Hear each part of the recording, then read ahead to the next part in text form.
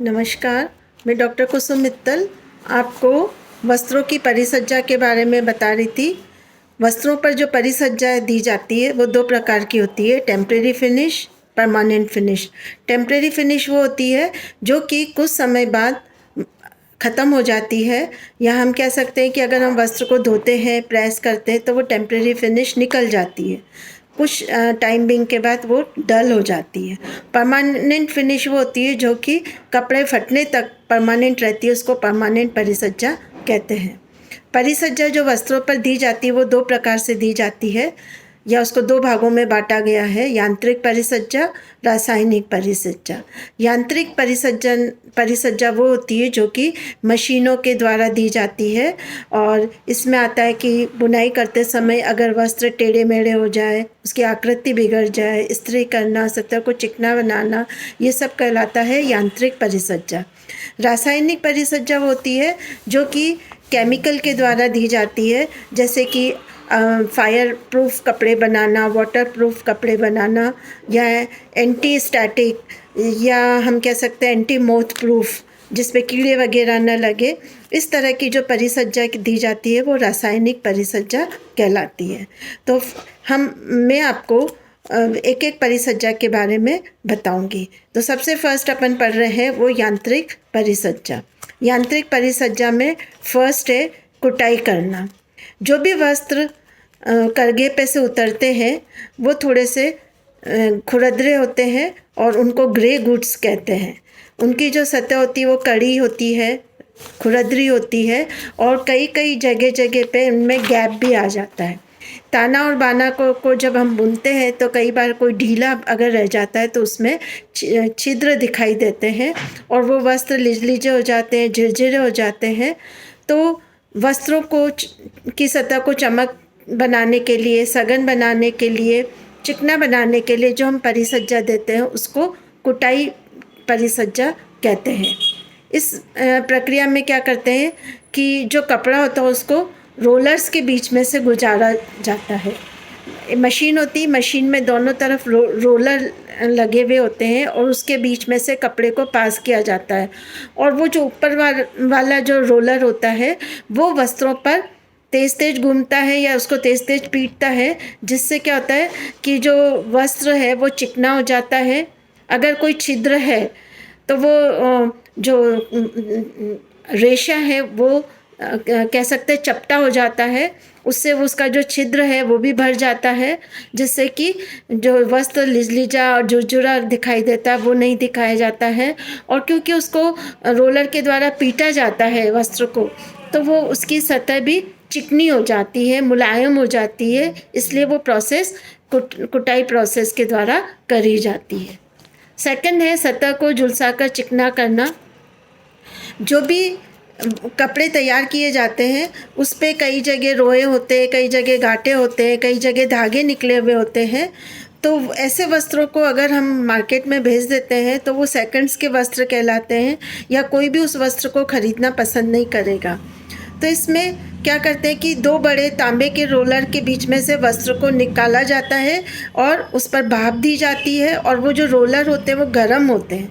तो जो भी वस्त्र है अगर उसके ऊपर कोई रोए हैं, गांठें हैं, या कोई धागा रह गया है तो वो झुलस कर कपड़े पे से खिल जाता है और वो वस्त्र चिकना हो जाता है।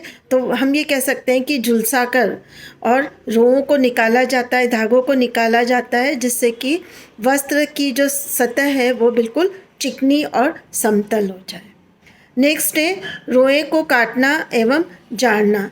इसके अंदर क्या होता है कि वस्त्र के ऊपर कई बार रोए चिपक जाते हैं, गांठें बन जाती है, तो रोलर के अंदर ब्रश होते हैं और वो ब्रश कपड़े पर एक तरफ रोलर होता है, मशीन के अंदर दोनों तरफ रोलर्स होते हैं, उसके बीच में कपड़े को पास किया जाता है और उस रोलर्स के अंदर ऐसे कह सकते हैं हम चाकू टाइप का या कैंची टाइप का एक स्ट्रक्चर होता है, जिससे वो उसको काटते जाते हैं और वस्त्र के ऊपर जो रोए होते हैं वो कट जाते हैं।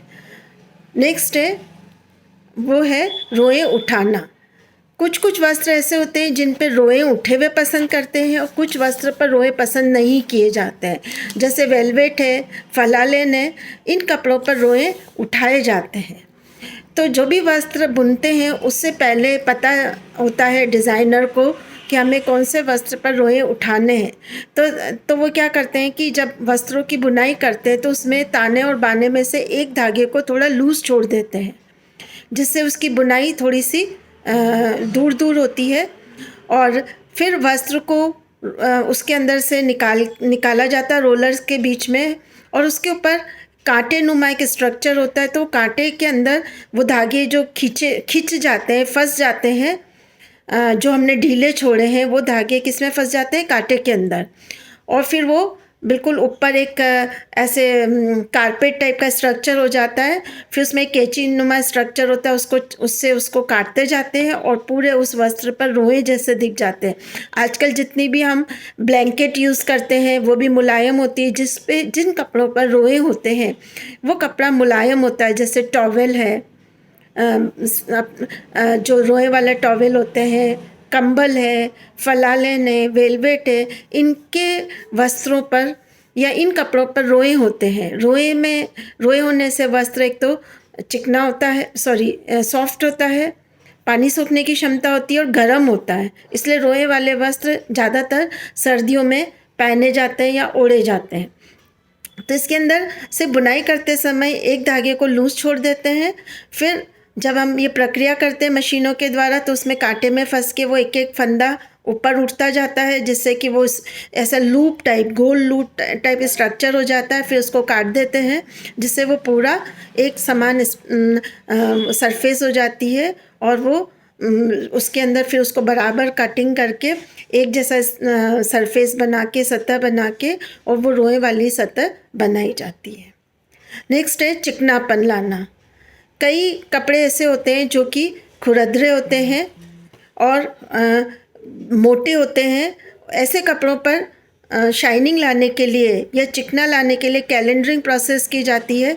कैलेंडरिंग प्रोसेस ज़्यादातर उन कपड़ों पर की जाती है जिनमें ओरिजिनल चमक नहीं होती। जैसे सूती वस्त्र हैं, सूती वस्त्रों पर ओरिजिनल चमक नहीं होती। सिल्क में ओरिजिनली चमक होती है तो उन पर कैलेंडरिंग नहीं करी जाती है। जो ऐसे वस्त्र जिनकी सतह खुरदरी होती है और चिकने नहीं होते हैं, उन पे चिकना लाने के लिए कैलेंडरिंग प्रोसेस की जाती है। कैलेंडरिंग प्रोसेस में क्या करते हैं कि वस्त्र को भारी और गर्म रोलर के बीच में से बार बार निकाला जाता है, जिससे कि वो वस्त्र दब जाते हैं। और दबने से वस्त्र के जो रेशे हैं वो चिकने हो जाते हैं, चपटे हो जाते हैं, चमकदार हो जाते हैं और कोमल हो जाते हैं। और उनके बीच में जो जगह होती है वो भी भर जाती है। तो इससे वस्त्र में हम कह सकते हैं कि उसकी जो सतह होती है वो चिकनी होने के कारण चमकीली हो जाती है और वो वस्त्र लोगों के द्वारा पसंद किया जाता है। नेक्स्ट है कड़ा करना एवं भरना। कड़ा करना एवं भरना, ये जो प्रोसेस है इसके द्वारा सतह के दोषों को दूर किया जाता है या सतह के दोषों को छुपाया जाता है। इससे वस्त्रों में नवीनता आ जाती है, ताजगी आ जाती है और कड़ापन हो जाता है। लेकिन ये जो परिसज्जा होती है वो अस्थायी होती है, 2-3 धुलाई में ही ये ख़त्म हो जाती है। कड़ा करने के लिए स्टार्च, जिलेटिन, मैग्नीशियम सल्फेट, चीनी मिट्टी आदि का प्रयोग किया जाता है। इससे वस्त्र चमकदार हो जाते हैं और कई बार मोम का भी प्रयोग किया जाता है वस्त्रों को कड़ा करने के लिए। जो वस्त्र ऐसे जैसे खास करके सूती वस्त्र लुझे होते हैं, चमकीले नहीं होते हैं और उनमें गैप दिखाई जाता है, ऐसे वस्त्रों पर कड़ापन वाला प्रोसेस किया जाता है। इससे वस्त्र एक जैसे मतलब शेप में आ जाते हैं, चमकीले हो जाते हैं, उनकी आकृति बिल्कुल अच्छी हो जाती है। फॉर एग्ज़ाम्पल मैं आपको बताऊं, आप कॉटन का जो कपड़ा या कॉटन की चुन्नी हम बाज़ार से लाते हैं, साड़ी लाते हैं, वो ऐसी पड़ी हुई हो तो बिल्कुल ऐसे दिखता है जैसे फेंक दो। लेकिन अगर उस पर स्टार्च लगा देते हैं या उस पर कोई मोम वगैरह की लेयर लगाते हैं तो उसमें एकदम नयापन आ जाता है, ताजगी आ जाती है और उस वस्त्र में चमक आ जाती है। इसलिए ये वाली प्रोसेस भी करी जाती है। नेक्स्ट है टेंटरिंग प्रोसेस। टेंटरिंग प्रोसेस होती है कि टेंटरिंग प्रोसेस के अंदर कपड़े को सभी स्थानों से समान बनाया जाता है।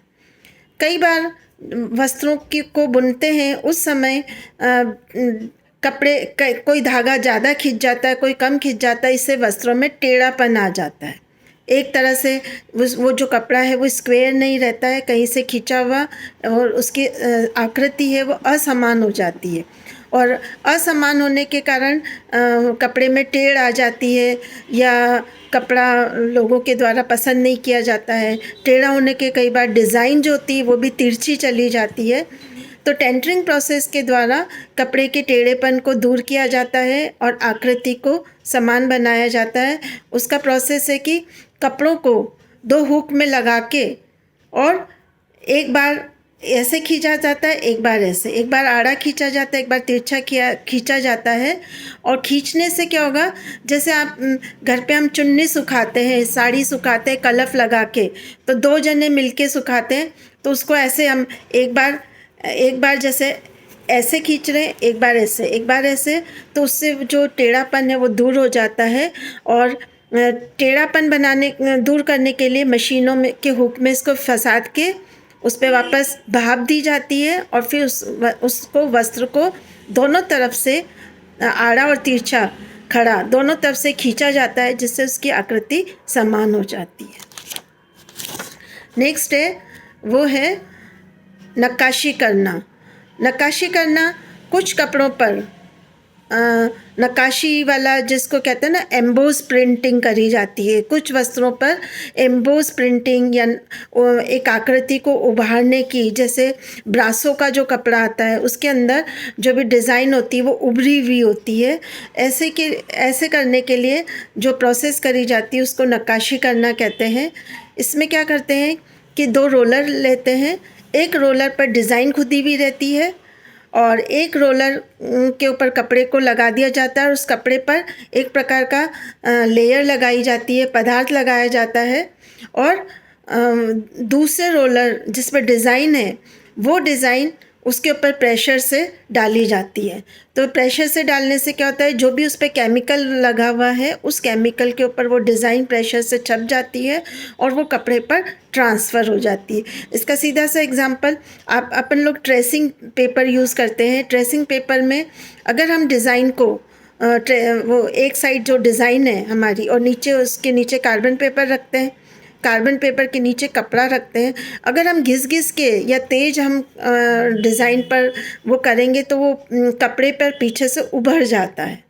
या आप कॉपी में भी करिए, कॉपी में एक तरफ कार्बन लगाया, एक तरफ आपने नीचे लिखने के लिए, अगर आपने पेन तेज़ से घिसा तो उसका जो मार्क है वो मार्क किस पे आ जाएगा, पूरा उसके पीछे वाले कागज़ पे भी आ जाता है। तो नक्काशी करने वाला कि जिन कपड़ों पर एम्बोस प्रिंटिंग करनी होती है उस पर पहले गोंद की लेयर या रेजिन लगा दिया जाता है, और दूसरे जो रोलर है उस रोलर पे डिज़ाइन छपी हुई रहती है, और उस रोलर को उस कपड़े के ऊपर दबाव के द्वारा उस पर घुमाया जाता है, जिससे कि वो डिज़ाइन आ जाती है। इसमें यह ध्यान रखना होता है कि दोनों रोलर जो जिस पे कपड़ा लगा हुआ है और जिस पे डिज़ाइन है वो दोनों समान चलने चाहिए।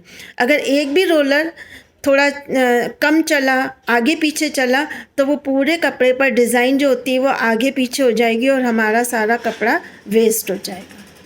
फिर नेक्स्ट है मर्सराइजिंग प्रोसेस। मर्सराइजिंग प्रोसेस जो होती है वो कॉटन के कपड़ों पर दी जाती है। कॉटन के कपड़ों पर खास करके आप देखिए बॉम्बे डाइंग के कपड़े आते हैं या कॉटन काउंटी के कपड़े आते हैं, बहुत सारे ऐसे कपड़े आते हैं कॉटन के जिन पे इतनी चमक होती है कि वो लिनन के समान दिखाई देते हैं, और उनमें मतलब वो चमक अच्छी होती है जिससे कपड़े आकर्षक लगते हैं। तो मर्सराइजिंग प्रोसेस में अधिकतर कॉटन के कपड़ों पर दी जाती है, मर्सराइज फिनिश दी जाती है, जिससे कपड़े सुंदर, आकर्षक और चमकीले बन जाते हैं। Thank you.